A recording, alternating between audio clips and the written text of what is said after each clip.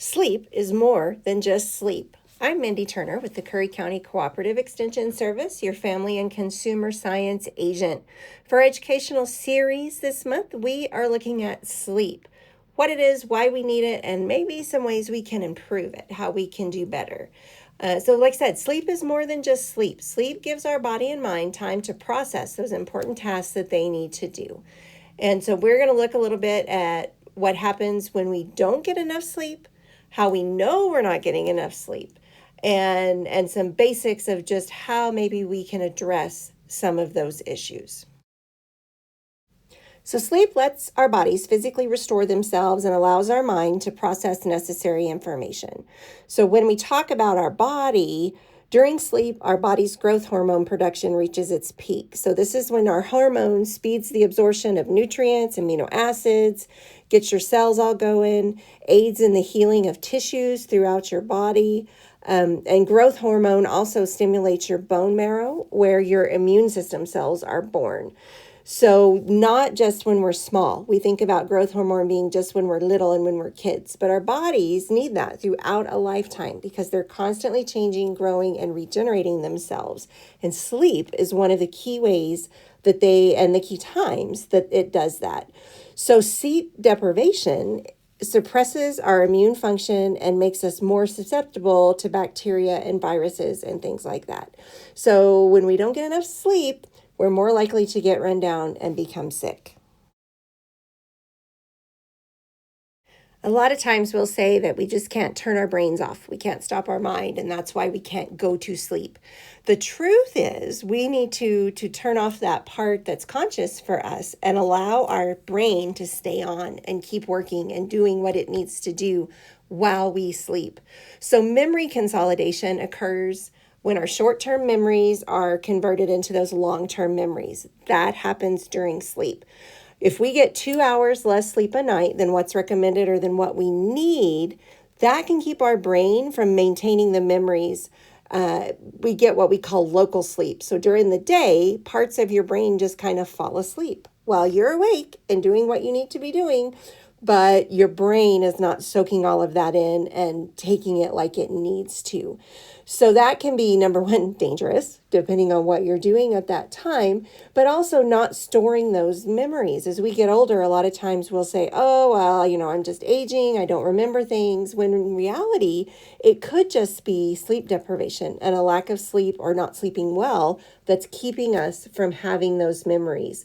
And a lot of times we don't notice that these things are happening till we make a significant mistake or somebody gets hurt. So how much sleep do we really need? We all know we need more when we're younger, when we're growing, when we're trying to build that growth hormone, and we just need to rest. If you're more active as an athlete, you need a little more sleep a lot of times than someone else to keep your body and your mind in the physical form they need to be. Generally, as a rule, adults in that 18 to 25-year-old range need about 7 to 9 hours of sleep. Past that, you can get maybe 7 to 8. And then as we age, when we become what they call elderly, which is the class I fall into these days, 7 to 9 hours of sleep.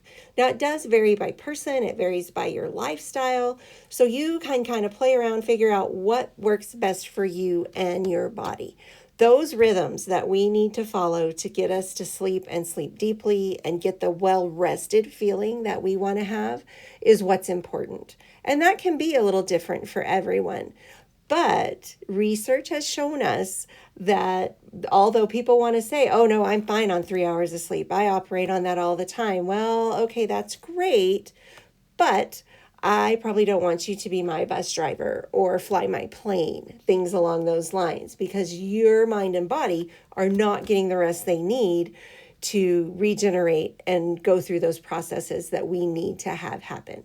So it's pretty basic stuff, but we need to make sure that we're getting an adequate amount of sleep for our health, for how we behave and the way we can function in the world. And we're going to talk a little bit more about that. And then for the fourth part of this series, we're actually going to look at some tips and ideas, ways that maybe we can do better about actually getting more sleep. So, what does it really mean to say I'm not getting enough sleep? So, 2 hours of sleep loss. So, if that's the amount that you're used to or what you typically function on or within that recommended limit. 2 hours of sleep loss creates the same performance impairment as drinking 2 to 3 alcoholic beverages. So, one of the statistics, if you stay awake 19 full hours, your blood out, that would be comparable to a blood alcohol level of 0.05. 24 hours awake would be comparable to a blood alcohol level of 0.10. Now, in the state of New Mexico, 0.08, and actually that's the federal guideline as well, 0.08 blood alcohol level is what is illegal to operate a motor vehicle as a non-commercial driver. If you're a commercial driver, there's different rules and regulations for you.